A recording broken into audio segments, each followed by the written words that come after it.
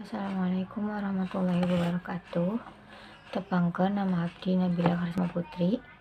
Bumi abdi di Puri Pasar Indah, Blok G14, Jalan Cendrawasih 7, Kecamatan Cibarusah, Kabupaten Bekasi. Abdi sakola di SMAN hiji Cibarusah. Dina waktos ieu abdi bade nerangkeun tentang biantara. Biantara nyaeta kegiatan nyaritakeun atawa ngajelaskeun hiji pasoalan ka jalma rea.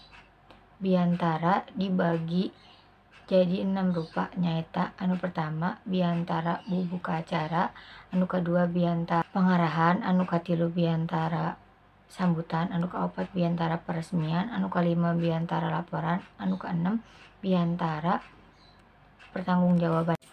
Syarat basa dina biantara nyaeta basa nu digunakeun kudu gampang kaharti jeung basa kudu sopan. Struktur biantara aya 3 nyaeta anu pertama bubuka. Maksud ti bubuka teh aya salam, pangbagea, ucapan syukur jeung tujuan. Anu kadua nyaeta eusi. Maksud eusi teh kudu luyu jeung aera. Anu katilu panutup. Maksud dari panutup teh aya pangharepan, panghampura, pangatur nuhun jeung salam. Sakitu anu bade abdi jelaskeun. Kurang lebihna mohon maaf. Hatur nuhun. Wassalamualaikum warahmatullahi wabarakatuh.